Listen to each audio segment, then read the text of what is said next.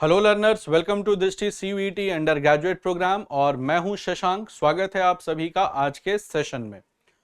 तो friends, last 2 sessions में हम लोगों ने पॉलिटी कंप्लीट किया, फिर हिस्ट्री कंप्लीट किया और आज बारी है इकोनॉमिक्स की।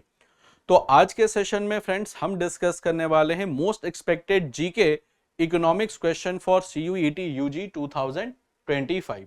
तो आज के सेशन में इकोनॉमिक्स डिस्कस होगा फॉर CUET UG 2025 और CUET UG 8th of the May 2025 से स्टार्ट हो जाएगा और ये one of the important opportunities है फॉर योर अपकमिंग एग्जामिनेशन कि जब आप यहाँ से क्वेश्चन प्रैक्टिस कर लेते हैं तो आपका कॉन्फिडेंस लेवल भी इंक्रीज होगा और साथ ही साथ आपका जो प्रैक्टिस है वो भी बूस्टअप हो जाएगा और एग्जामिनेशन के क्वेश्चन की डिफिकल्टी लेवल और किस तरीके से स्मार्टली उसको सॉल्व करना है वो भी आप इस सेशन में सीखेंगे। तो फ्रेंड्स चलिए शुरू करते हैं आज के सेशन को। और सबसे पहला क्वेश्चन आपके सामने ये रहा कि which of the following is not a method to calculate the national income of India. तो पूछा जा रहा है कि which of the following is not a method. तो पूछा जा रहा है नॉट अ मेथड। यहां पर ध्यान रखिएगा, पूछा जा रहा है नॉट अ मेथड। तो नॉट का जब मेथड है तो नॉट है तो कौन सा ऑप्शन नहीं है जिससे नेशनल इनकम कैलकुलेट होता है? प्रोडक्शन, इनकम, एक्सपेंडिचर या कंजम्पशन। तो फ्रेंड्स हम लोगों ने जब नेशनल इनकम पढ़ा था तो उसमें देखा था कि methods to calculate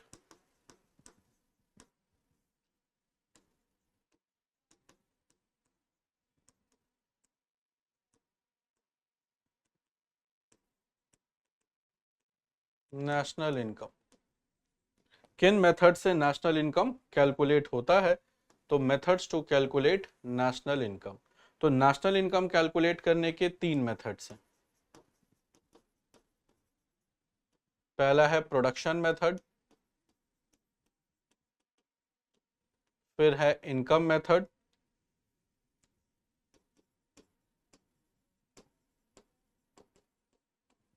and then we have expenditure method।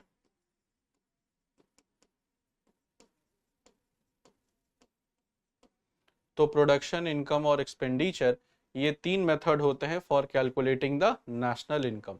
तो ये 3 मेथड हैं, प्रोडक्शन, इनकम, एक्सपेंडिचर। तो जो करेक्ट आंसर होगा फ्रेंड्स, जिस मेथड से नेशनल इनकम कैलकुलेट नहीं होता, that is consumption. So consumption method से नेशनल इनकम कैलकुलेट नहीं होता। नेशनल इनकम कैलकुलेट होता है 3 मेथड से, प्रोडक्शन मेथड, इनकम मेथड और एक्सपेंडिचर मेथड। तो प्रोडक्शन, इनकम और एक्सपेंडिचर मेथड से नेशनल इनकम का कैलकुलेशन किया जाता है। तो आई होप ये बात सबको समझ आ गई। तो प्रोडक्शन मेथड में आप जीडीपी वाला जो है, GDP, GNP, NNP, NNP eight market price, factor cost निकालते हैं और इसी में जो एनएनपी एट एफसी होता है, इसी में जब आप पढ़ते हो प्रोडक्शन मेथड में, एनएनपी एट एफसी को कहते हैं नेशनल इनकम। और इनकम मेथड में जो आपका रेंट है प्लस वेजेस है या सैलरी है प्लस इंटरेस्ट प्लस प्रॉफिट, ये जोड़ के कैलकुलेट होता है। और साथ ही साथ दोस्तों इसमें कुछ इनकम नहीं कैलकुलेट की जाती, जैसे house hold work did bye family member या ट्रांसफर पेमेंट है या income earn from illegal sources है, तो वो सब ऐड नहीं किया जाता। और एक्सपेंडिचर मेथड में आप पढ़ते हो C plus I plus G plus X minus M। तो total consumption expenditure, total investment plus total government expenditure, और इसको नेट एक्सपोर्ट्स कहते हैं। X का मतलब होता है एक्सपोर्ट और M का मतलब होता है इंपोर्ट। तो इसी को नेट एक्सपोर्ट्स कहते हैं। CI plus I plus G X minus M। तो करेक्ट आंसर है फ्रेंड्स ऑप्शन 4। तो करेक्ट आंसर होगा option 4। Consumption method is not the method to calculate the national income. यहां तक बात सबको समझ आ गई। चलो नेक्स्ट क्वेश्चन पर आते हैं कि which of the following is not a method to control inflation. तो which of the following is not a method. तो यहां ध्यान रखना कि अगेन आपसे पूछा गया है नॉट द मेथड। तो जब भी फ्रेंड्स इस तरीके के क्वेश्चंस को आप पढ़ो तो अच्छे से इंस्ट्रक्शंस पढ़ लो, जो कि नॉर्मली एक स्टूडेंट के दिमाग में आता क्या है कि which of the following is a method, तो हमेशा सही वाला ऑप्शन दिमाग में आता है, बट कई बार ऐसा भी आपको मिलेगा कि which of the following is not a method. तो not a method to calculate national income, option है increase in taxation, increase in rate of interest. तो यहां पर थोड़ा सा एडिट कर लीजिए, rate of interest, rate of interest on saving schemes, rate of interest on saving scheme, decrease in the repo rate, और चौथा जो है वो making demand equal to supply. देखो जब भी इन्फ्लेशन आता है तो ध्यान रखिएगा फ्रेंड्स कि जब भी इन्फ्लेशन आएगा तो मनी सप्लाई इन मार्केट जो है वो इंक्रीज हो जाएगा, money supply in market increase हो जाता है, जो मैंने आपको पढ़ाया भी है। तो अगर आपको कंट्रोल करना है इन्फ्लेशन को, तो आपको एक मेथड ढूंढना होगा जिससे मार्केट में मनी सप्लाई डिक्रीज कर जाए। तो आपको एक ऐसा मेथड ढूंढना होगा जिससे मार्केट में मनी सप्लाई डिक्रीज हो। तो दोस्तों जैसे आप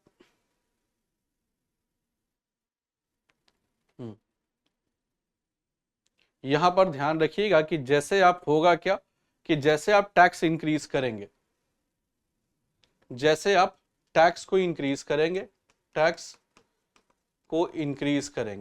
तो टैक्स इंक्रीज होगा तो ऑब्वियस सी बात है फ्रेंड्स कि आपके पास पब्लिक को टैक्स को मनी पे ज्यादा करना होगा, सरकार को पैसा गवर्नमेंट ऑफ इंडिया को ज्यादा पे करना होगा। तो ज्यादा पे करोगे तो मनी सप्लाई घट जाएगा। Increase in the rate of interest on saving scheme, अब जो सेविंग स्कीम पर रेट ऑफ इंटरेस्ट बढ़ा दोगे, तो जैसे टैक्स बढ़ाओगे तो क्या होगा, मनी सप्लाई हो जाएगा decrease. Rate of interest on saving scheme पर रेट ऑफ इंटरेस्ट अगर आरबीआई ने बढ़ा दिया तो लोग क्या करेंगे, पैसा मार्केट में डालने की बजाय करेंगे क्या, उसको सेविंग स्कीम में डालेंगे, पैसा मार्केट के बजाय डाल देंगे सेविंग स्कीम में, चूंकि Indian people saving prone people है। तो यहां भी होगा क्या, मार्केट में डालने की बजाय बैंकों में डाल देंगे, तो यहां पर मनी सप्लाई हो जाएगा डिक्रीज। ठीक है, इसके बाद है डिमांड इक्वल टू सप्लाई। तो ये हालांकि डिमांड इक्वल टू आप सप्लाई कर दोगे तो होगा फाइनली क्या, कि इन्फ्लेशन जो है वो एग्जिस्ट ही नहीं करेगा, जितनी डिमांड है उतनी ही सप्लाई हो गई। अब रेपो रेट घटा दोगे, अब देखो यहां पर अगर आप रेपो रेट घटा दोगे तो क्या करेंगे, जो बैंक्स हैं वो आरबीआई से जो लोन है वो ज्यादा लेंगे, और जब लोन ज्यादा लेंगे तो मार्केट में फाइनली ये पैसा इन्वेस्ट करेगा। तो जो बैंक है वो करेगा पैसा इस मार्केट में इन्वेस्ट, तो मार्केट में मनी सप्लाई जो है वो हो जाएगा इंक्रीज। तो मार्केट में मनी सप्लाई जाएगा बढ़। तो मार्केट में जैसे मनी सप्लाई बढ़ेगा फ्रेंड्स, क्या होगा, मार्केट में मनी सप्लाई बढ़ेगा तो इन्फ्लेशन, तो मार्केट में मनी सप्लाई बढ़ेगा तो इन्फ्लेशन आएगा। अब यहां पर देखोगे तो पूछ रहा है कि not a method to control inflation. अब यहां मेथड कौन सा नहीं है कंट्रोल करने का इन्फ्लेशन का, तो भाई इन्फ्लेशन को कंट्रोल करना है तो मनी सप्लाई कम करो, और अगर मनी सप्लाई बढ़ गया तो इन्फ्लेशन कंट्रोल नहीं होगा। तो यहां पर क्या होना चाहिए, decrease in the repo rate. तो जैसे रेपो रेट को घटाओगे बैंक ज्यादा आरबीआई से लोन लेंगे, और जब ज्यादा आरबीआई से लोन लेंगे तो मार्केट में इन्वेस्टमेंट ज्यादा करेंगे, तो इससे क्या होगा, मार्केट में मनी सप्लाई बढ़ जाएगा। तो मार्केट में मनी सप्लाई बढ़ा तो इन्फ्लेशन कंट्रोल होगा नहीं। तो ध्यान रखना फ्रेंड्स कि अगर आपको इन्फ्लेशन कंट्रोल करना है तो आपको करना क्या होगा, मार्केट में मनी सप्लाई को डिक्रीज करना होगा। तो मार्केट में मनी सप्लाई को डिक्रीज करना होगा, मार्केट में मनी सप्लाई को डिक्रीज करना होगा, ठीक। और डिमांड इक्वल टू सप्लाई कर जाओगे तो इसमें इन्फ्लेशन बढ़ेगा, इसमें इन्फ्लेशन कंट्रोल हो जाएगा। तो यहाँ पर ये तरीका जनरली एग्जिस्ट करता नहीं, और देखा जाए कि इनमें से जो अप्रोप्रिएट आंसर कौन सा है, मोस्ट अप्रोप्रिएट। क्योंकि कई बार क्या होता है कि आप एग्जाम में देखते हैं कि कुछ ऑप्शंस आपको लगता है कि भाई ये प्रैक्टिकली तो पॉसिबल नहीं है, लेकिन उनमें भी देखा जाता है कि इसमें से मोस्ट अप्रोप्रिएट कौन सा है। तो कई बार स्टूडेंट्स को दो ऑप्शंस के बीच में कंफ्यूजन हो जाता है। तो उस कंडीशन में सबसे अच्छा क्या करना चाहिए, सबसे अच्छी बात यह करनी चाहिए कि मार्केट में मनी सप्लाई को देखना चाहिए कि सबसे अप्रोप्रिएट आंसर कौन सा है। I hope it is clear.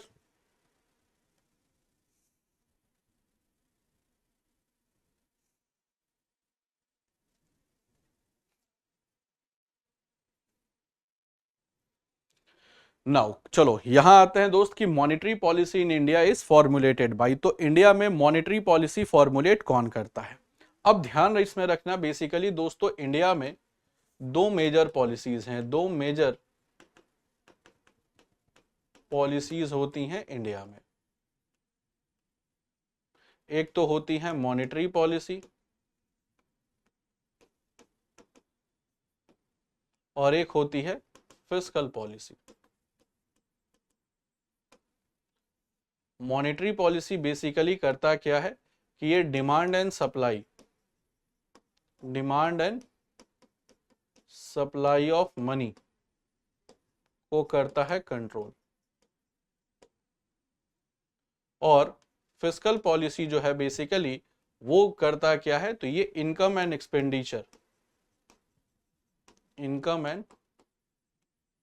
Expenditure of the government को करता है, income and expenditure of the government से रिलेटेड है। तो बेसिकली भाई मॉनेटरी पॉलिसी बनाती है किसी भी कंट्री की सेंट्रल बैंक, किसी भी कंट्री की जो सेंट्रल बैंक है वो मॉनेटरी पॉलिसी बनाती है। तो इंडिया के केस में दोस्तों सेंट्रल बैंक है आरबीआई। और फिस्कल पॉलिसी जो है ये बनाती है गवर्नमेंट। और गवर्नमेंट किस फॉर्म में बनाती है, तो वो बनाती है बजट के फॉर्म में। तो ध्यान रखना दोस्तों कि बेसिकली मॉनेटरी पॉलिसी इंडिया में बनाती है RBI, that is reserve bank of India. और ध्यान रखना फ्रेंड्स कि जो जितने भी आरआरबीज हैं, जितने भी आरआरबीज हैं इनको सुपरवाइज करती है नाबार्ड, इनको सुपरवाइज करती है नाबार्ड। और इंडिया का जो लार्जेस्ट पब्लिक सेक्टर बैंक है वो स्टेट बैंक ऑफ इंडिया है। और एक्सपोर्ट इंपोर्ट बैंक बेसिकली करती क्या है, तो ये एक्सपोर्ट इंपोर्ट को करती है रेगुलेट।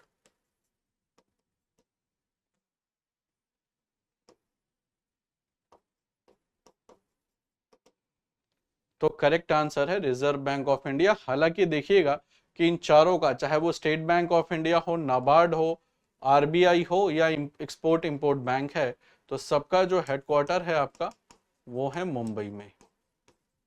सबका हेडक्वार्टर जो है वो मुंबई में ही है।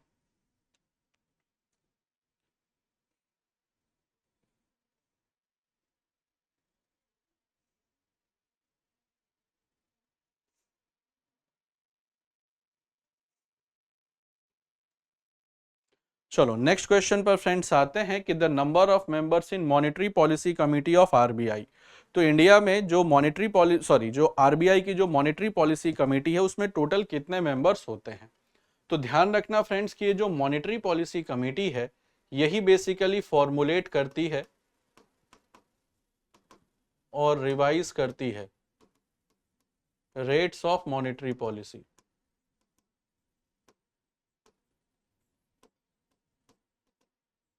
तो ये बनाती भी है और रेट्स को रिवाइज भी करती है। और इसको क्रिएट किया गया था आफ्टर अमेंडिंग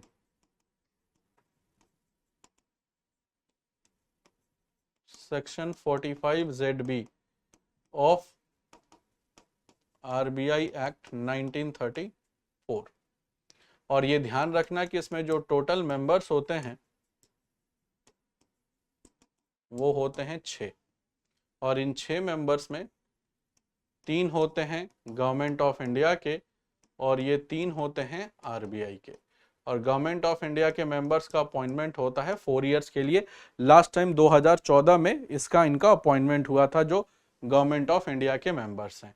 और जो RBI से होते हैं इसमें तो एक तो होता है हेड ऑफ MPC और ये हमेशा होते हैं RBI गवर्नर, और 2 होते हैं अदर मेंबर्स, 2 होते हैं अदर मेंबर्स। तो टोटल कितने हो गए? 6 मेंबर। और ध्यान रखना फ्रेंड्स कि यहाँ जो डिसीजन लिया जाता है वो लिया जाता है मेजॉरिटी से।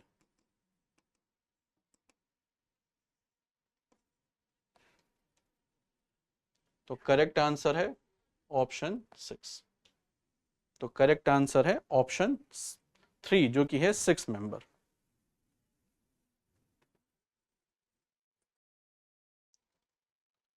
तो आई होप यहां तक सबको क्लियर हो गया। तो टोटल नंबर ऑफ जो मेंबर्स हैं मॉनेटरी पॉलिसी कमेटी में दैट इज 6। 3 RBI से, 3 गवर्नमेंट ऑफ इंडिया के साइड से। गवर्नमेंट ऑफ इंडिया वालों का टर्म 4 साल का होता है, RBI वाले अपने टर्म तक रहते हैं। और फाइनली जो डिसीजन होता है वो होता है हमेशा मेजॉरिटी से।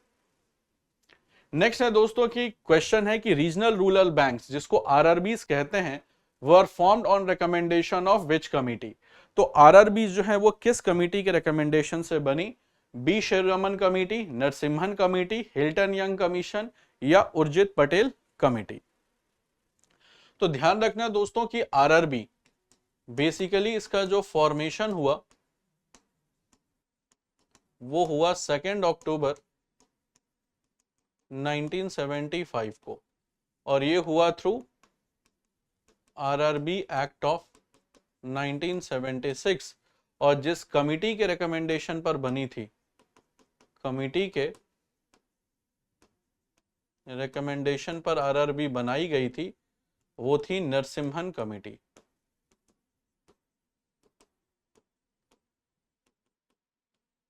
नरसिम्हन कमेटी। और जो इंडिया की फर्स्ट RRB बनी वो बनी प्रथमा ग्रामीण बैंक। प्रथमा ग्रामीण bank that is in Moradabad.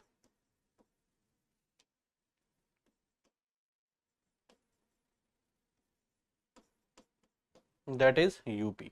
तो ये मुरादाबाद यूपी में बना, दैट वाज नरसिम्हन कमेटी। और ध्यान रखना फ्रेंड्स बी शिवरमन कमेटी ये बेसिकली बनती है 1979 में और इससे बना नाबार्ड। तो नाबार्ड की जो फॉर्मेशन हुई वो बी शिवरमन कमेटी के रिकमेंडेशन से। हिल्टन यंग कमीशन बना 1926 में और इसकी कमेटी के रिकमेंडेशन से फॉर्मेशन हुआ रिजर्व बैंक ऑफ इंडिया का। और बेसिकली जो उर्जित पटेल कमेटी थी, हालांकि इसने 2014 के दौरान कहा कि जो हमारी monetary policy and physical policy बनती है that should be on the basis of CPI not on WPI। तो इसने सीधा सीधा उर्जित पटेल कमेटी ने कहा कि जो हमारी पॉलिसी फॉर्मुलेशन होता है उसके लिए इन्फ्लेशन को अगर देखना है तो हमें देखना चाहिए, पहले WPI से देखा जाता था और अब देखा जाना चाहिए CPI से। तो ये रिकमेंडेशन थी उर्जित पटेल कमेटी की। और उर्जित पटेल जो थे वो फॉर्मर RBI गवर्नर थे और ये 24th RBI गवर्नर थे। और जब उर्जित पटेल ने रिजाइन कर दिया तब ये पोस्ट दिया गया था शक्तिकांता दास को। उर्जित पटेल ने पर्सनल रीजन से रिजाइन किया था and before becoming RBI governor he served as, so before RBI governor he was deputy governor of RBI.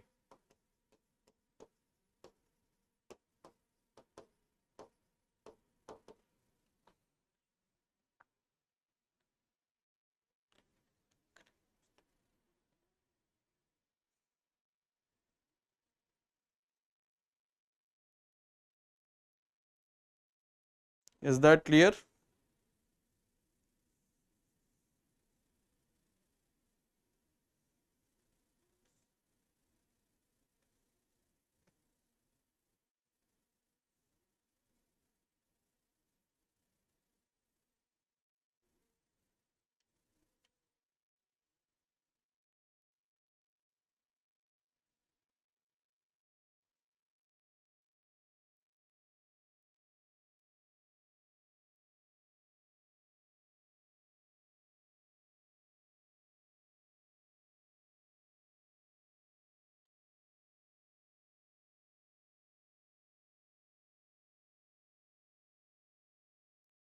चलो, तो अब आते हैं दोस्तों नेक्स्ट क्वेश्चन की तरफ। अब आते हैं नेक्स्ट क्वेश्चन की तरफ। नेक्स्ट क्वेश्चन है दोस्तों कि NITI Aayog is the think tank of government of India, who is the ex officio chairman of NITI Aayog. तो बेसिकली जो नीति आयोग है वो गवर्नमेंट ऑफ इंडिया का थिंक टैंक है और इसके चेयरमैन कौन होते हैं? Ex officio chairman. तो देखो यहां पर सबसे इंपॉर्टेंट है नीति आयोग। तो नीति का फुल फॉर्म है national institution for transforming India,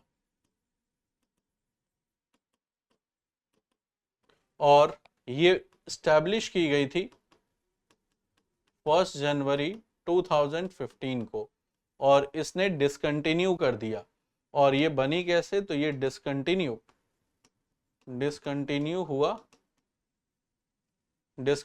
finally हुआ कैसे? तो ये अगस्त 2014 में प्लानिंग कमीशन को डिसकंटिन्यू करके बनाया गया। तो प्लानिंग कमीशन को डिसकंटिन्यू करके बनाया गया। और थिंक टैंक का मतलब होता है फ्रेंड्स कि व्हेन अ ग्रुप ऑफ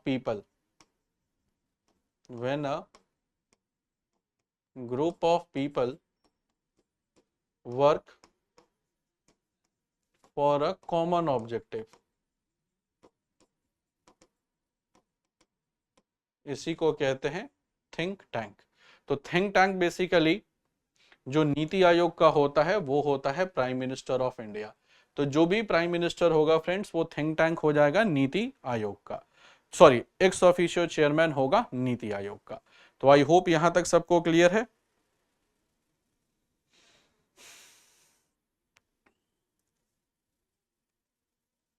चलो यहां तक सबको क्लियर है। नेक्स्ट है फ्रेंड्स कि recently mister Sanjay Malhotra is appointed as 26th RBI governor. Before becoming RBI governor he served as. तो रिसेंटली अभी आपने देखा भी होगा कि 26th आरबीआई गवर्नर बने संजय मल्होत्रा जी, जो कि 1990 बैच के आईएएस ऑफिसर हैं, आपके राजस्थान कैडर के ये आईएएस ऑफिसर हैं। तो इनको बनाया गया 26th RBI governor. So before becoming RBI governor on what position he was earlier serving?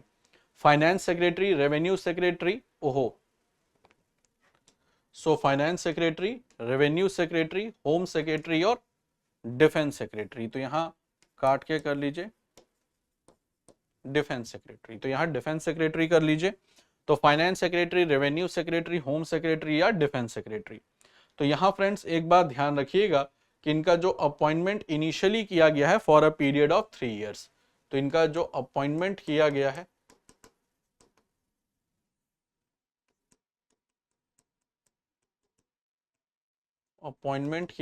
Initially for 3 years इनका अपॉइंटमेंट किया गया है। और ये पहले हुआ करते थे revenue secretary.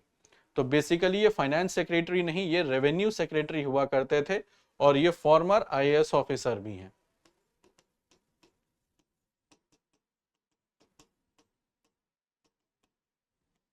Farmer IAS officer भी हैं मिस्टर संजय मल्होत्रा। तो ये फॉर्मर आईएएस ऑफिसर हैं मिस्टर संजय मल्होत्रा।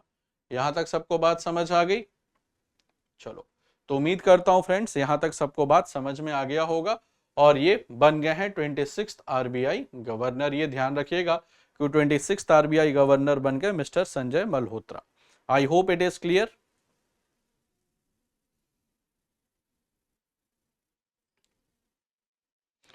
चलो नेक्स्ट क्वेश्चन पर आते हैं कि which of the following is not a function of RBI. तो ध्यान रखना है कि not a function of RBI, कौन सा आरबीआई का फंक्शन नहीं है। तो यहां आपसे पूछा जा रहा है कि which of the following is not a function of RBI. तो not a function of RBI, इसमें से कौन सा आरबीआई का फंक्शन नहीं है। ऑप्शन है custodian of forex, regulator of banking system, then issuer of coins and LOLR for schedule commercial bank. तो ध्यान रखना फ्रेंड्स कि कस्टोडियन ऑफ फॉरेक्स, फॉरेक्स का मतलब होता है फॉरेन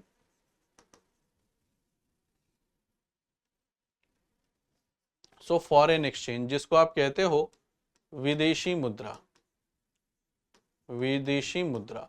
तो विदेशी मुद्रा का जो कस्टोडियन होता है वो होता है आरबीआई, ये बात बिल्कुल सही है।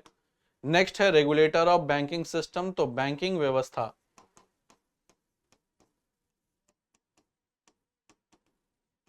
बैंकिंग व्यवस्था और मुद्रा बाजार,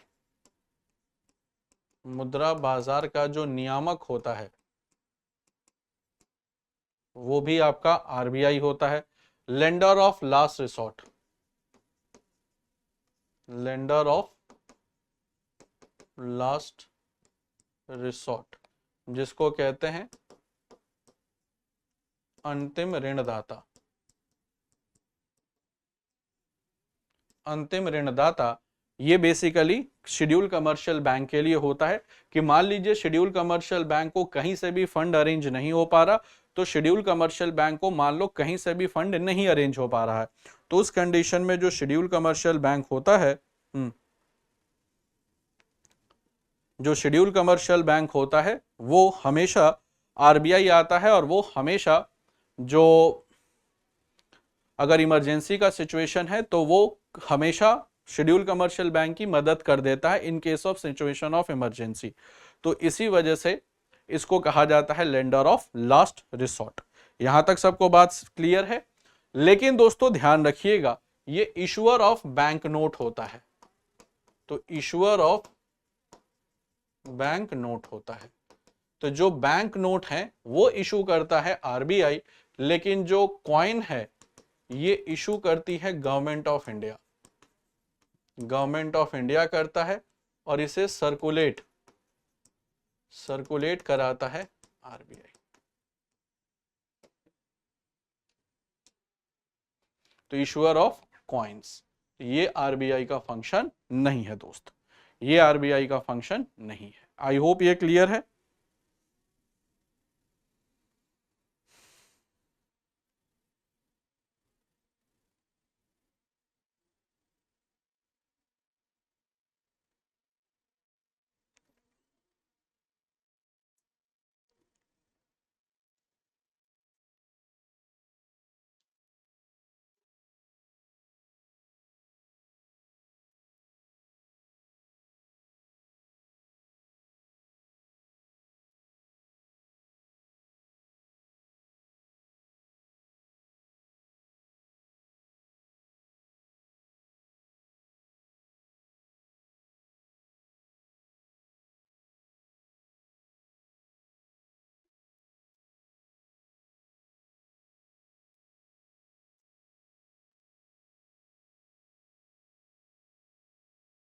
चलो नेक्स्ट क्वेश्चन पर फ्रेंड्स आते हैं।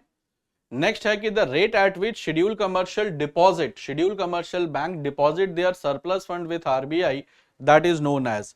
तो जिस रेट पर शेड्यूल कमर्शियल बैंक अपना सरप्लस फंड आरबीआई को डिपॉजिट कर देते हैं उसको क्या कहते हैं। ऑप्शन है repo rate, reverse repo rate, bank rate या एमएसएफ, जिसको मार्जिनल स्टैंडिंग फैसिलिटी कहते हैं। देखो रेपो रेट बेसिकली क्या है, तो ये शॉर्ट टर्म लेंडिंग रेट है, ये basically short term lending rate है जिसमें आरबीआई जो देता है वो शॉर्ट टर्म लोन देता है शेड्यूल कमर्शियल बैंक को।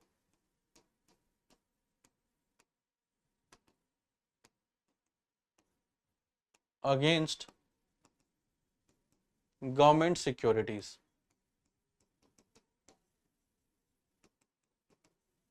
तो यानी गवर्नमेंट सिक्योरिटीज का मतलब हो गया कोलेट्रल, कोलेट्रल लेंडिंग करता है, यानी जो शेड्यूल कमर्शियल बैंक है वो आरबीआई को गवर्नमेंट सिक्योरिटीज देते हैं और गवर्नमेंट सिक्योरिटीज जो है वो उसी के बेसिस पर लोन मिलता है, शॉर्ट टर्म लेंडिंग रेट है।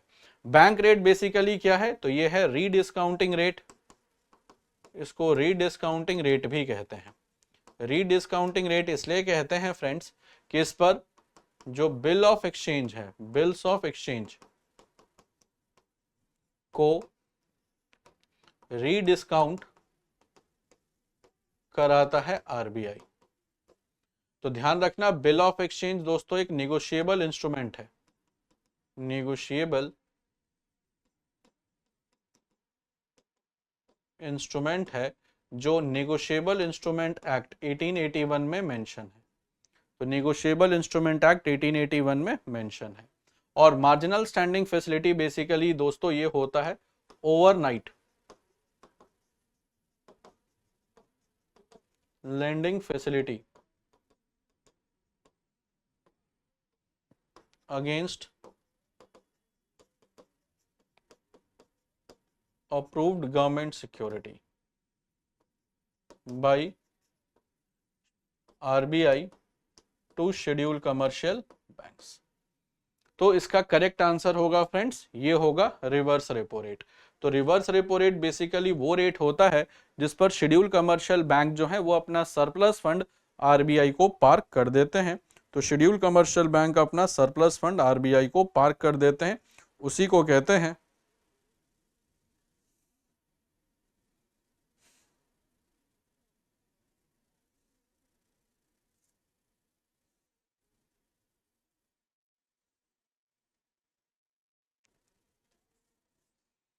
यहां तक सबको क्लियर है? यहां तक सबको क्लियर है? आई होप दोस्तों यहां तक सबको क्लियर है। चलिए अब बढ़ते हैं अपने नेक्स्ट क्वेश्चन की तरफ। नेक्स्ट क्वेश्चन है दोस्तों कि plan holiday was observed between. तो प्लान हॉलिडे जिसको योजना अवकाश भी हिंदी में कहते हैं, ये कब से कब तक ऑब्जर्व किया गया था? सेकेंड 5 ईयर प्लान से थर्ड 5 ईयर प्लान, थर्ड से फोर्थ, फोर्थ से फिफ्थ, या फिफ्थ से सिक्स्थ, या सेवेंथ से एट। अब देखो प्लान हॉलिडे का मतलब ये बिल्कुल नहीं है कि उस समय कोई प्लान नहीं चला था। प्लान हॉलिडे का सीधा सीधा मतलब होता है कि इस समय ड्यू टू क्राइसिस चलाए गए थे एनुअल प्लान्स।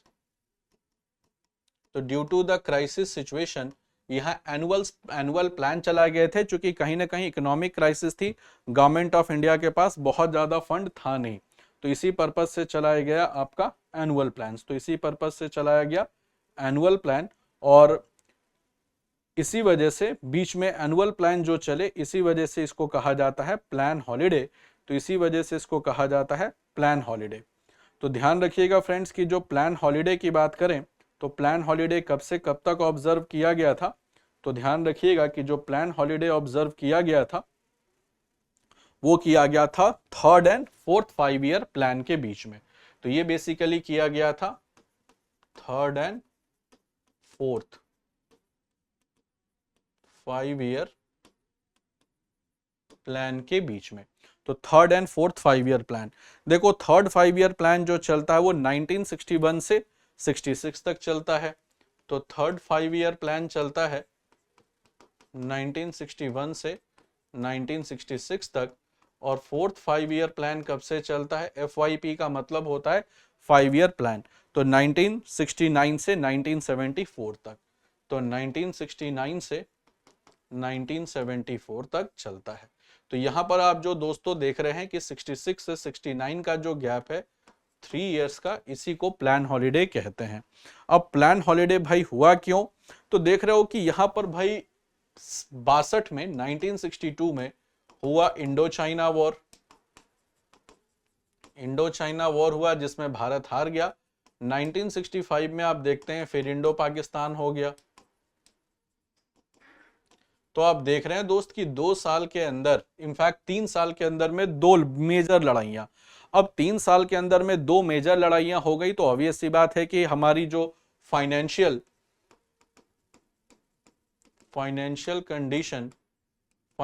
कंडीशन हो गई बैड।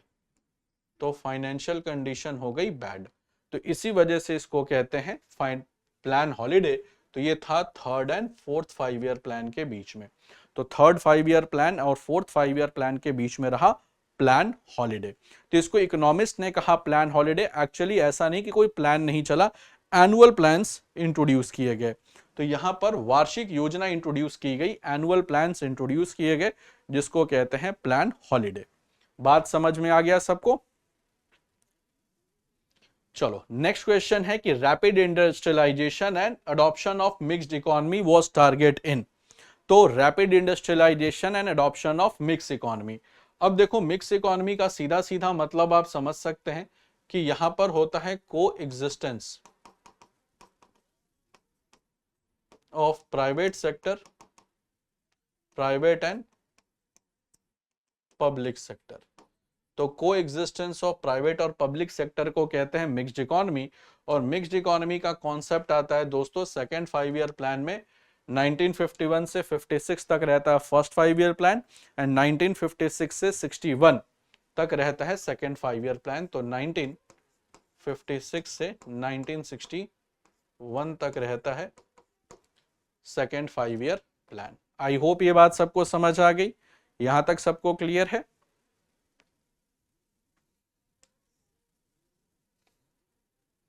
तो करेक्ट आंसर है दोस्तों ऑप्शन 2 जो कि है सेकेंड 5 ईयर प्लान। यहां तक बात क्लियर है सबको? और इसको कहते हैं नेहरू महालेनोबिस मॉडल। तो इसको कहते हैं नेहरू महालेनोबिस मॉडल पर बेस था। नेहरू महालेनोबिस मॉडल पर बेस था। तो करेक्ट आंसर है ऑप्शन 2। नेक्स्ट है दोस्तों गांधीनियन प्लान वाज फॉर्मुलेटेड बाय। तो जो गांधीनियन प्लान है इसको फॉर्मुलेट किसने किया? जयप्रकाश नारायण, श्रीमन नारायण अग्रवाल, मानवेंद्र नाथ रॉय और जमशेद जी टाटा। तो यहां पर आपको बताना है कि जो स्पेशली जो आपका प्लान है गांधीनियन प्लान, इसको किसने इंट्रोड्यूस किया? तो गांधीनियन प्लान को किसने इंट्रोड्यूस किया? तो ध्यान रखना दोस्तों कि जो गांधीनियन प्लान था बेसिकली ये लाया गया था 1944 में। 1944 में बाई श्रीमन नारायण अग्रवाल। श्रीमन नारायण अग्रवाल ने लाया 1944 में गांधीनियन प्लान, और बेसिकली ये आपका एग्रीकल्चर और कॉटेज इंडस्ट्री पे बेस्ड था। तो ये बेस्ड था एग्रीकल्चर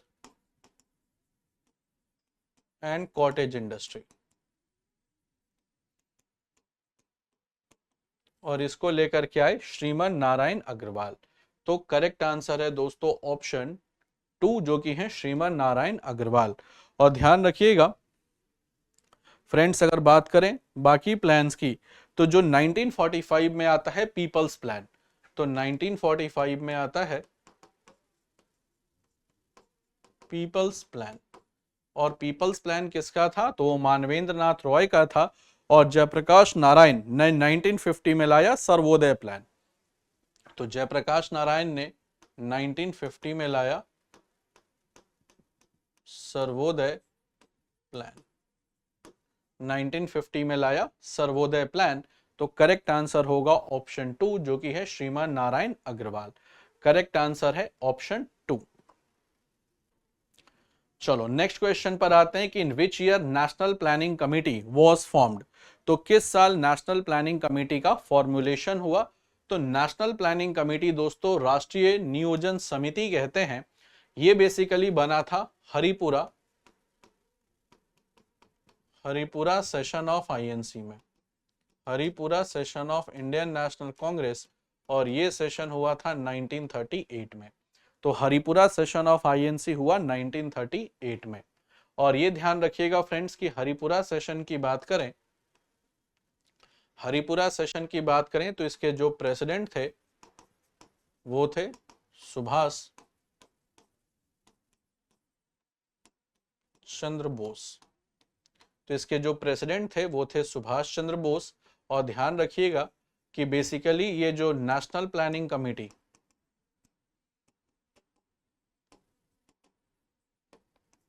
नेशनल प्लानिंग कमेटी के जो चेयरमैन बनाए गए, वो बनाए गए पंडित जवाहरलाल नेहरू। तो पंडित जवाहरलाल नेहरू बनाए गए 1938 में। तो 1938 में बनी नेशनल प्लानिंग कमेटी, राष्ट्रीय नियोजन समिति। और बाद में यही नेशनल प्लानिंग कमेटी 15 मार्च 1950 को, यही नेशनल प्लानिंग कमेटी 15 मार्च 1950 को बन गई योजना आयोग। तो यही बन गया योजना आयोग। तो करेक्ट आंसर है 1938।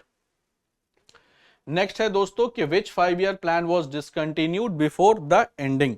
तो देखो कौन सा जो 5 ईयर प्लान है बेसिकली उसको एंडिंग से पहले ही डिसकंटिन्यू कर दिया गया। तो यहां पर ध्यान रखना कि किस 5 ईयर प्लान को डिसकंटिन्यू कर दिया गया बिफोर इट्स एंडिंग। अब देखो एक 5 ईयर प्लान चला 1974 से लेकर के 1978 तक, यानी ये 4 साल में ही डिसकंटिन्यू कर दिया गया। रीजन ये था दोस्तों कि यहां पर 1978 में ही डिसकंटिन्यू कर दिया गया बिकॉज पॉलिटिकल चेंज हुआ और कांग्रेस की जगह आ गई थी जनता पार्टी। तो कांग्रेस की जगह आ गई थी जनता पार्टी। तो कांग्रेस की जगह आ गई जनता पार्टी। तो ये कौन सा प्लान था? तो ध्यान रखना कि ये 5th 5 ईयर प्लान था। तो ये 5वीं पंचवर्षीय योजना थी, 5th 5 ईयर प्लान था। तो ये थी 5वीं पंचवर्षीय योजना। तो बेसिकली था ये 5th 5 ईयर प्लान। तो 5th 5 ईयर प्लान को 1978 में ही डिसकंटिन्यू कर दिया गया, चूंकि सत्ता परिवर्तन हुआ। जो पहले कांग्रेस की सरकार थी, फिर उसके जगह जनता पार्टी की सरकार आ गई। और ध्यान ये रखिएगा कि ध्यान आपको ये भी इसमें रखना है कि 1980 में दोबारा से कांग्रेस की गवर्नमेंट आई। तो जनता पार्टी की सरकार गिर गई, 1980 में दोबारा से कांग्रेस की सरकार आ गई। ठीक है, चलो नेक्स्ट क्वेश्चन पर आते हैं कि which of the following country we adopted the concept of 5 year plans. तो जो पंचवर्षीय योजना का जो कॉन्सेप्ट है वो कहां से आया है? तो वो आया है सोवियत यूनियन से। ध्यान रखिएगा यूएसएसआर से। इसको कहते हैं सोवियत संघ। तो सोवियत संघ यूएसएसआर से आया है। तो करेक्ट आंसर है ऑप्शन 2 यूएसएसआर। नेक्स्ट है दोस्तों कि gross national product is defined as. तो जो जीएनपी है ये डिफाइन होता है GDP plus NFIA. GDP plus NFIA, और एनएफआईए का फुल फॉर्म होता है net factor income from abroad. Net factor income from abroad. तो जीडीपी प्लस एनएफआईए होता है जीएनपी। ध्यान रखना कि standard formula GDP plus NFIA है, लेकिन नेट फैक्टर इनकम क्या होता है एनएफआईए? ये होता है outflow minus inflow of money. तो inflow minus outflow of money. तो inflow minus outflow of money को कहते हैं एनएफआईए। अगर एनएफआईए की वैल्यू हो गई दोस्तों नेगेटिव, चूंकि जो कि इंडिया और डेवलपिंग नेशन में एनएफआईए की वैल्यू नेगेटिव होती है, तो इस वजह से आप देखोगे कि ये माइनस एनएफआईए हो जाता है और बाकी जो डेवलप्ड नेशन होते हैं वो प्लस में रहता है। लेकिन ये आपको ध्यान रखना है कि जो स्टैंडर्ड फॉर्मूला है वो जीडीपी प्लस एनएफआईए है। I hope it is clear. Next है दोस्तों कि in closed economy GDP is smaller than, greater than, equal to और greater than equal to GNP. देखो भाई यहां पर आपको पता है कि जो जीएनपी होता है वो जीडीपी प्लस एनएफआईए होता है, और जो क्लोज्ड इकोनॉमी होगी, जो बंद अर्थव्यवस्था होगी, वहां पर जो NFIA की वैल्यू हो जाती है 0। क्योंकि वो कंट्री किसी दूसरी कंट्री के साथ कोई ट्रेड एंड कॉमर्स नहीं रखता, कोई ट्रेड एंड कॉमर्स का रिलेशन नहीं होता, तो ना तो पैसा आता है ना तो पैसा जाता है, तो NFIA की वैल्यू हो जाती है 0। तो ध्यान रखिएगा कि in closed economy GDP NFIA की वैल्यू हो गई 0, तो ध्यान रखिएगा क्या हो गया, तो GNP ये हो गया इक्वल टू GDP। तो GDP is equal to GNP। तो ध्यान रखिएगा कि इज इक्वल टू GNP। तो GDP is equal to GNP होता है जब इकोनॉमी क्लोज्ड हो, बंद अर्थव्यवस्था होती है, तो GDP इक्वल टू GNP होता है। नेक्स्ट है दोस्तों कि which of the following incomes are not included while calculating the national income of India. तो जब भी दोस्तों हम लोग इनकम मेथड से नेशनल इनकम निकालते हैं तो इसमें से कौन सा इनकम ऐड नहीं होता? Old age pension, unemployment allowances, house hold work did bye family members. अब यहां देखना दोस्तों कि यहां पर टेक्निकली किसी भी चीज का प्रोडक्शन नहीं होता, तो इसी वजह से प्रोडक्शन से ही इनकम होती है। तो जब भी आपको चाहिए इनकम, तो इनकम के लिए क्या करना होगा? आपको करना होगा प्रोडक्शन। और प्रोडक्शन किस चीज का करना होगा? या तो आपको करना होगा गुड्स का, या तो आपको करना होगा सर्विस का। अब गुड्स एंड सर्विसेज का प्रोडक्शन नहीं होगा तो इनकम नहीं होगा। अब इस ओल्ड एज पेंशन जब आप देते हैं तो उससे क्या वो ओल्ड एज पर्सनालिटी कोई गुड्स एंड सर्विसेज प्रोडक्शन में हिस्सा लेता है? तो नहीं लेता। अनएम्प्लॉयमेंट अलाउंसेस जब आप देते हैं तो जो भी पर्सन अनएम्प्लॉयमेंट अलाउंस लेता है क्या वो कोई प्रोडक्शनल एक्टिविटी करता है? तो नहीं करता। House hold work did bye family members, जब कोई घर के व्यक्ति आपके लिए काम कर देते हैं तो वो लव एंड अफेक्शन की वजह से करते हैं, ना कि इनकम की वजह से, तो वो भी नहीं होता। तो इसका जो करेक्ट आंसर है फ्रेंड्स वो है इसका ऑल ऑफ द अबव। तो ऑल ऑफ द अबव होगा इसका correct answer. All of the above, ये सारे इनकम को नहीं इंक्लूड किया जाता for calculating the national income of the country. Next है दोस्तों कि unemployment cause due to the introduction of new technology. तो देखो जब भी कोई नई टेक्नोलॉजी आती है उसकी वजह से अगर जो लोग उस टेक्नोलॉजी को सीख नहीं पाते और जिसकी वजह से उनकी जॉब चली जाती है, बेरोजगार हो जाते हैं, तो उसको कहते हैं स्ट्रक्चरल अनएम्प्लॉयमेंट। तो जैसे आपका कंप्यूटर वगैरह आया तो उसकी वजह से जो लोग जो उसको सीख नहीं पाए तरीके से और उसकी वजह से जो अनएम्प्लॉयमेंट क्रिएट हुआ उसको स्ट्रक्चरल अनएम्प्लॉयमेंट कहते हैं।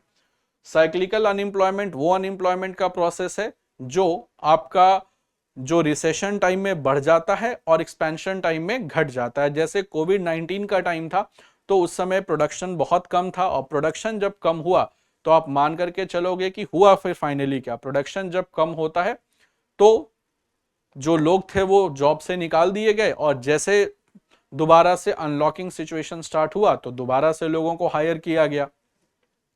डिस्गाइज्ड अनएम्प्लॉयमेंट, जितनी जरूरत नहीं है उससे ज्यादा अगर लोग एम्प्लॉयड हैं तो उसको डिस्गाइज्ड अनएम्प्लॉयमेंट कहते हैं। और फ्रिक्शनल अनएम्प्लॉयमेंट बेसिकली होता है change of the job from one period to another. जब आप स्विच करते हैं जॉब को तो जिस पीरियड में अगर आपने जॉब स्विच किया तो एक कंपनी से दूसरी कंपनी में जब आप स्विच करते हैं, शिफ्ट करते हैं, तो जो बीच का पीरियड जिसमें आप अनएम्प्लॉयड रहे उसी को फ्रिक्शनल अनएम्प्लॉयमेंट कहते हैं। हालांकि ये आपके डेवलप्ड नेशंस में ज्यादा देखा जाता है। तो आई होप ये बात सबको क्लियर हो गया। तो करेक्ट आंसर है स्ट्रक्चरल अनएम्प्लॉयमेंट। नेक्स्ट है दोस्तों कि what is the rate of interest paid by RBI on CRR deposit by scheduled commercial bank. तो सीआरआर बेसिकली है क्या? तो ये है कैश रिजर्व रेशियो। तो ये है कैश रिजर्व रेशियो। और ध्यान रखिएगा कि ये एनडीटीएल का वो पोर्शन है जो शेड्यूल कमर्शियल बैंक डिपॉजिट करता है आरबीआई के पास in form of cash on daily basis. तो ध्यान रखिएगा कि इस पर आरबीआई के पास पैसा शेड्यूल कमर्शियल बैंक जमा करते हैं, on daily basis CRR calculate होता है, लेकिन सीआरआर पर आरबीआई कोई ब्याज नहीं देता। तो ये मत समझिएगा कि सीआरआर के जरिए पैसा जमा हो रहा है तो आरबीआई उस पर उनको ब्याज देगा। तो सीआरआर पे कोई भी ब्याज, किसी भी प्रकार का ब्याज आरबीआई नहीं देता। तो करेक्ट आंसर है फ्रेंड्स ऑप्शन 4। नेक्स्ट है दोस्तों कि the portion of NDTL that every schedule commercial bank has to keep with itself in form of gold cash and government securities is known as. तो NDTL का सबसे पहले full form ध्यान रखना, इसको कहते हैं net demand and time liability.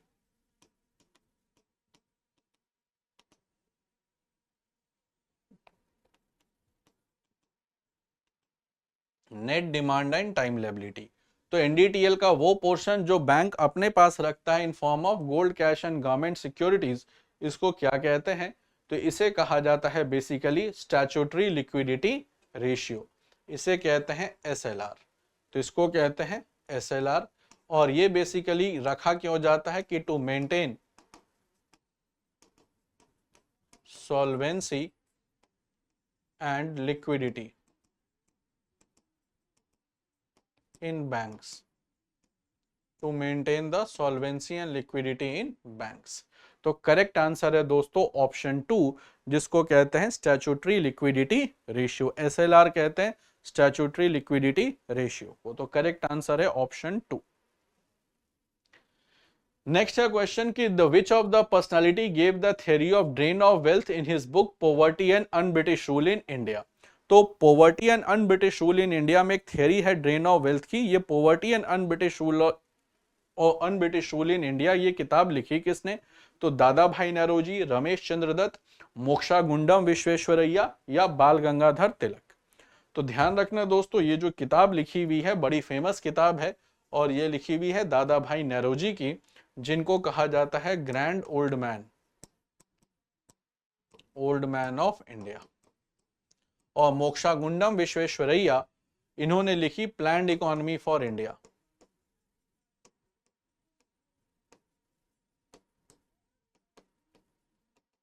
और बाल गंगाधर तिलक ने लिखा गीता रहस्य।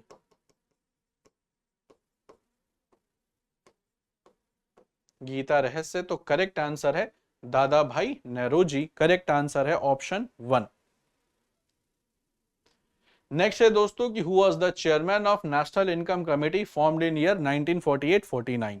तो नेशनल इनकम कमेटी के चेयरमैन कौन थे जिन्होंने, जो बनी 1948-49 में, जिसने first time calculate national income India का कैलकुलेट करने की कोशिश की? तो इसके जो चेयरमैन थे वो थे पीसी महालेनोबिस, प्रशांत चंद महालेनोबिस, और ये father of he is one of the founder members of Indian statistical institute हैं।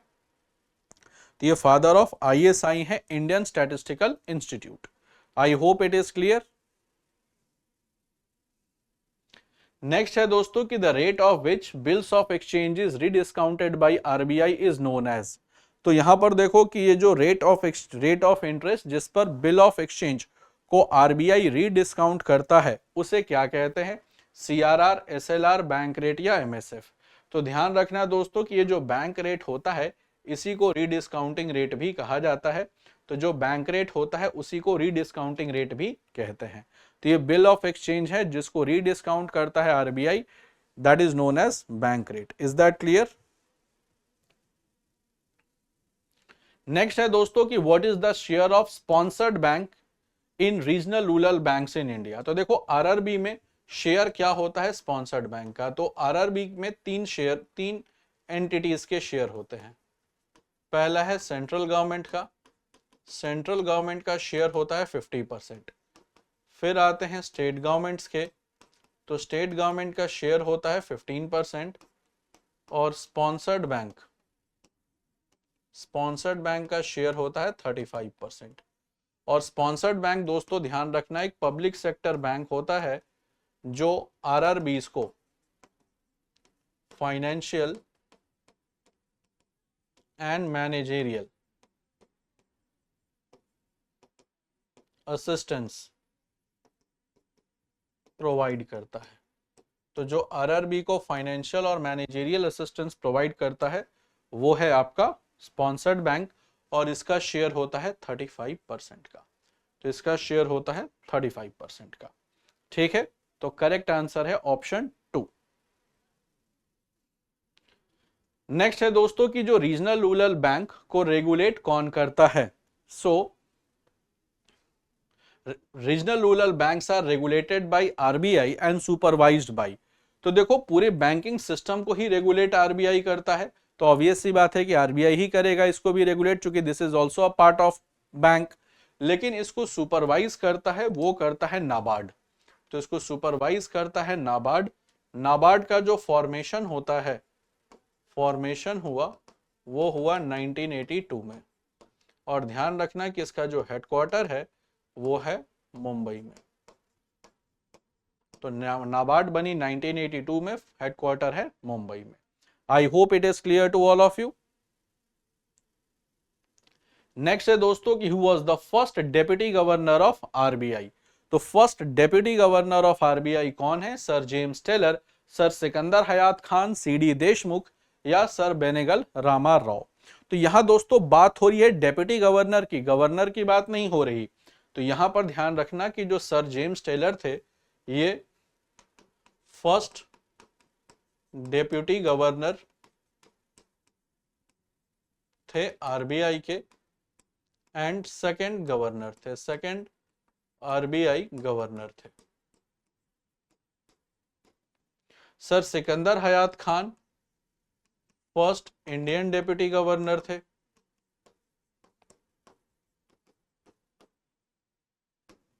CD Deshmukh first Indian governor थे, इंडियन आरबीआई गवर्नर। और सर बेनेगल रामा राव ये लॉन्गेस्ट सर्विंग आरबीआई गवर्नर थे, और ये ओवरऑल फोर्थ आरबीआई गवर्नर थे। ओवरऑल हायरार्की में जैसे पहले हो गए सर ऑब्सबर्न स्मिथ, दूसरे थे सर जेम्स टेलर, तीसरे थे सीडी देशमुख, चौथे थे sir Benegal Rama Rau. More than 7 years इन्होंने as an RBI governor serve किया है। तो करेक्ट आंसर हो गया first deputy governor of RBI, that was sir James Taylor. तो सर जेम्स टेलर जो थे वो first deputy governor of RBI थे। नेक्स्ट है दोस्तों कि before RBI work as a central bank, the work of central bank was did by. तो देखो आरबीआई जब बनी 1935 में, तो उसके पहले भी इंडिया में बैंकिंग सिस्टम थी। तो इंडिया के बैंकिंग सिस्टम को रेगुलेट कौन करता था before RBI? Options are Presidency Bank, Imperial Bank of India, Awadh Commercial Bank या बैंक ऑफ हिंदुस्तान। तो before RBI dear friends, Imperial Bank of India used to work as a central bank, और ये बनी 1921 में। हेडक्वार्टर था बॉम्बे में, at that point of time it was Bombay. और ये ध्यान रखिएगा कि 1955 में इसको रीनेम किया गया एज एसबीआई। तो 1955 में इसको रीनेम किया गया as SBI. I hope it is clear. Next है दोस्तों कि Tuhin Kanta Pandey is appointed as new chairperson of. तो रिसेंटली दोस्तों सेबी के भी तुहिन कांत पांडे को इंट्रोड्यूस बनाया गया chairman of which organisation? TRAI, SEBI, NHB या डीआईसीजीसी। तो ध्यान रखना कि ये बने हैं नए चेयरमैन सेबी के। और ध्यान रखना कि जो SEBI securities and exchange board of India, और इसको स्टैब्लिश किया गया 1988 में, और इसको स्टैट्यूटरी पावर्स दिए गए, वो दिए गए सेबी एक्ट 1992 से। तो सेबी एक्ट 1992 से, और इसका हेडक्वार्टर है सेबी का, ये है मुंबई में।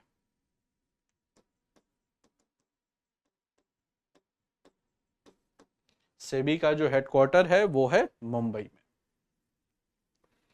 नेक्स्ट है दोस्तों कि which of the following is the short term lending rate offered by RBI to schedule commercial bank. तो शॉर्ट टर्म लेंडिंग रेट देखो बेसिकली ये होता है, अगेन ये होता है कोलेटरल लेंडिंग। तो ध्यान रखना कि ये होती है collateral lending, that means against government securities, against government securities. तो ये शॉर्ट टर्म लेंडिंग होगी। शॉर्ट टर्म लेंडिंग बेसिकली ये होता है अप टू 90 डेज के लिए, और वो है कौन सा, तो वो है रेपो रेट। तो रेपो रेट बेसिकली होता है short term lending against approved government securities for short term lending. तो करेक्ट आंसर है ऑप्शन 4, ये है रेपो रेट। इसके बाद है दोस्तों कि how many commodities are used to calculate inflation in WPI। तो WPI में दोस्तों जो होलसेल प्राइस इंडेक्स है, होलसेल प्राइस इंडेक्स, और ये होता है rate of change in price of goods over a period of time. और ये जो 697 है कमोडिटीज है, इसमें 3 टाइप के आर्टिकल्स होते हैं। एक तो होता है प्राइमरी आर्टिकल,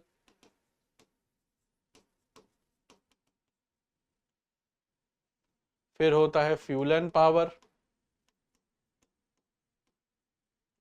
और फिर होता है मैन्युफैक्चर्ड आर्टिकल।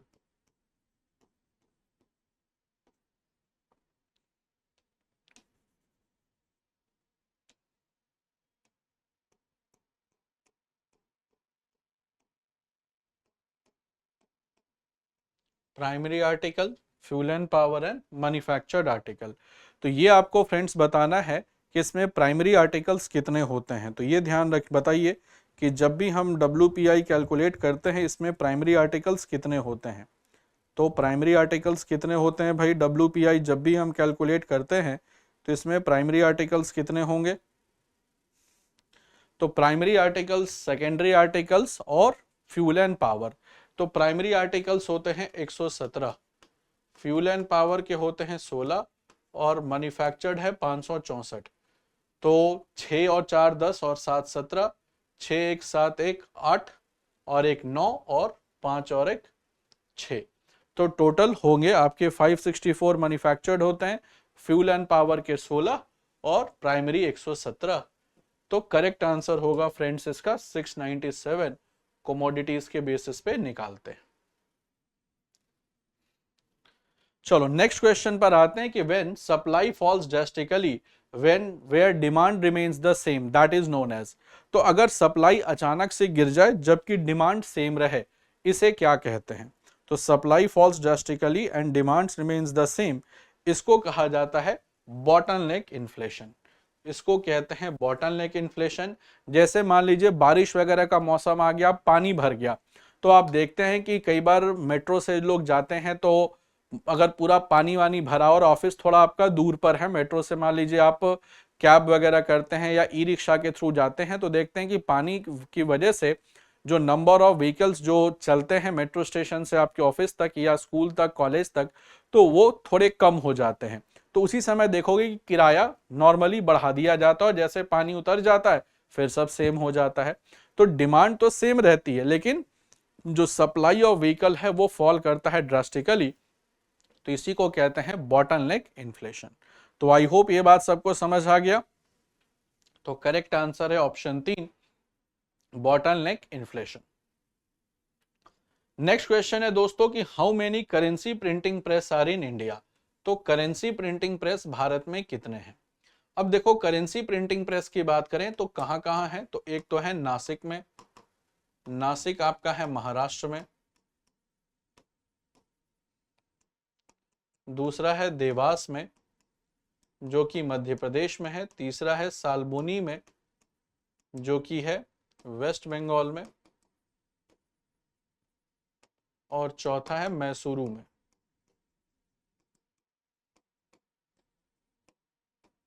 जो कि है कर्नाटका में। तो ये टोटल 4 जगहों पर करेंसी प्रिंटिंग प्रेस हैं। तो टोटल आंसर हो गया 4। ठीक, और ध्यान रखना दोस्तों कि कॉइन मिंटिंग भी 4 है, कॉइन मिंटिंग भी 4 है। कहां कहां है, तो नॉर्थ में है नोएडा में, नोएडा आपका यूपी हो गया, ईस्ट में है कोलकाता वेस्ट बंगाल, साउथ में है हैदराबाद, तेलंगाना, और जो वेस्ट में है वो है मुंबई। तो कॉइन मिंटिंग प्रेस भी 4 हैं, करेंसी प्रिंटिंग प्रेस भी 4 हैं। तो आई होप यहां तक सबको बात समझ आ गई। अब आते हैं दोस्तों नेक्स्ट क्वेश्चन पर कि the bank account use for fraud transaction it is known as. तो बैंक अकाउंट जिसे फ्रॉड ट्रांजैक्शंस में यूज किया जाता है, आजकल आप ऐसे भी देखते हैं कि जैसे कई बार अगर किसी के साथ कोई डिजिटल अरेस्ट टाइप का इवेंट हो गया जो कि एक फ्रॉड इवेंट होता है, साइबर स्कैमर्स या जो फ्रॉडस्टर्स हैं, स्कैमर्स हैं, उन्होंने धोखे से आपसे पैसा एक अकाउंट में मंगवा लिया, अपने अकाउंट में मंगा लिया। तो बेसिकली वो अकाउंट जो यूज किया जाता है फ्रॉड ट्रांजैक्शंस में उसको म्यूल अकाउंट कहते हैं। डोरमेंट अकाउंट होता है वो अकाउंट जो इनऑपरेटिव होता है फॉर अ लॉन्ग पीरियड। तो ये इनऑपरेटिव अकाउंट होता है वो आपका डोरमेंट अकाउंट होता है, यानी उसमें ना तो कोई पैसा जमा हो रहा है ना उससे पैसा कोई निकाला जा रहा है। तो इसमें कोई ट्रांजैक्शन अगर एक पर्टिकुलर पीरियड तक नहीं होता, लंबे समय तक, तो उसको डोरमेंट अकाउंट डिक्लेयर कर दिया जाता है। और म्यूल अकाउंट वो अकाउंट होता है जो यूज किया जाता है फ्रॉड ट्रांजैक्शंस के लिए, यानी फ्रॉडलैंड एक्टिविटीज के लिए। तो वैसे अकाउंट को कहते हैं म्यूल अकाउंट। तो फ्रेंड्स, आज के इस सेशन में हम लोगों ने इकोनॉमिक्स के एमसीक्यूज को किया, काफी अच्छे तरीके से किया, और इसमें मैंने कोशिश की है कि वैरायटी ऑफ द क्वेश्चंस रखूं ताकि अगर किसी भी तरीके का question, twisted question, simple question, straight forward question, conceptual questions, किसी भी तरीके का क्वेश्चन अगर सीयूईटी के जनरल एप्टीट्यूड टेस्ट में आ रहा है या फिर डोमेन में भी आ रहा है तो वहां पर आप उसको अच्छे से सॉल्व कर सको और कॉन्सेप्चुअली पेपर को अटेम्प्ट कर सको। तो फ्रेंड्स, आज के सेशन में बस इतना ही। मिलते हैं अपने अगले सेशन में अगले इंटरेस्टिंग एंड इंफॉर्मेटिव टॉपिक के एमसीक्यू डिस्कशन के साथ।